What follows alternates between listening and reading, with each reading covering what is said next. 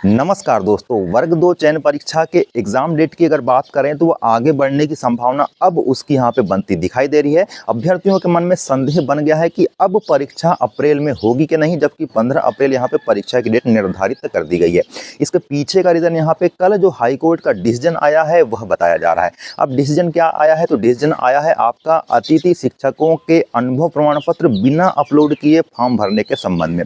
जी हाँ दोस्तों, सबसे पहले ये हो रहा था कि ईएसबी के द्वारा जब फॉर्म भरवाए जा रहे थे तो अतिथि शिक्षकों से उनके अनुभव प्रमाण पत्र के जो सत्र थे उनको भी अपलोड करने का ऑप्शन आ रहा था। मतलब यहाँ पे ये नहीं हो रहा था कि अतिथि शिक्षक हैं तो हाँ करना है और नहीं है तो नहीं करना है।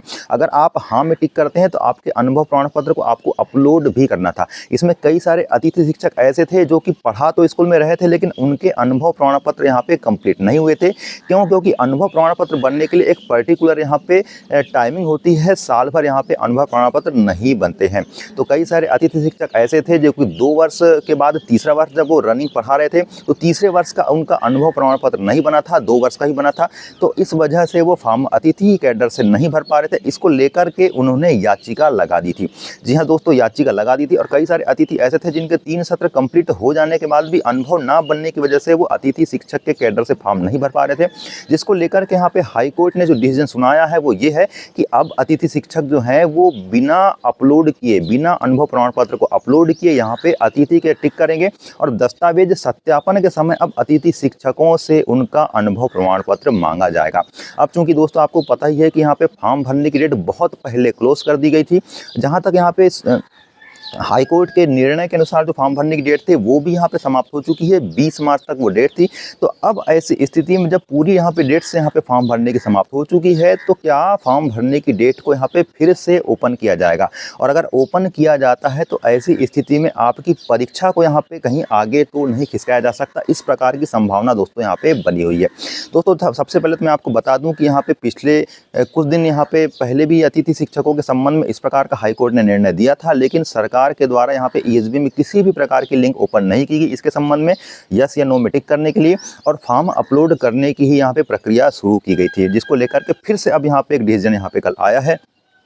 तो अब इसके संबंध में ये हो सकता है कि 3 से लेकर के 5 दिन तक अब यहाँ पे अतिथि शिक्षकों को यहाँ पे यस या नो में टिक करने के दिए जाएंगे, जिन्होंने किसी वजह से यहाँ पे अनुभव प्रमाण पत्र अपलोड नहीं किया है और डॉक्यूमेंट्स वेरिफिकेशन के समय वो दिखाने वाले हैं। तो इसको लेकर के दोस्तों यहाँ पे ये स्थिति हो सकती है कि हो सकता है आपकी 1 सप्ताह से लेकर के 10 दिन यहाँ पे डेट बढ़ जाए, लेकिन पूरी संभावना यहाँ पे ये भी नहीं है दोस्तों कि डेट बढ़ जाए, क्योंकि 15 अप्रैल से आपकी परीक्षा शुरू होना है। अगर यहाँ पे अतिथि शिक्षकों के टिक करने का ऑप्शन खुलता भी है तो 3 से 5 दिन के अंदर आपका टिक करने वाला ऑप्शन हो जाएगा।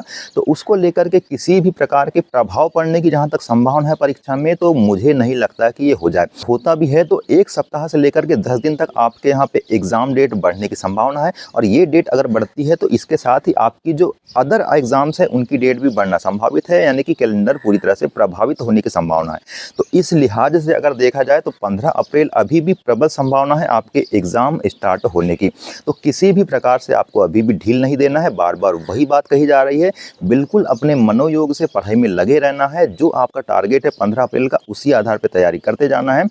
अगर डेट बढ़ती भी है तो वो ना के बराबर बढ़ेगी। तो दोस्तों ये जो अपडेट थी ये देना था। आपके कट ऑफ के संबंध में बहुत सारे अभ्यर्थियों ने पूछा है, उसको भी हम यहाँ पे संभावित कट ऑफ क्या हो सकता है कैटेगरी वार, आपके सब्जेक्टिव, इसको हम यहाँ पे लाने का प्रयास करेंगे। और जो भी अपडेट आपकी निकल करके आती है शिक्षक भर्ती के संबंध में, उसको भी लाने का समय समय पर प्रयास करेंगे। आगे क्या स्ट्रेटेजी हो सकती है उसकी भी बात करने वाले हैं दोस्तों। इसलिए चैनल पर आपको बने रहना है, चैनल को लाइक शेयर और सब्सक्राइब करते रहना है। आगे जो भी अपडेट होगी तब तक के लिए नमस्कार।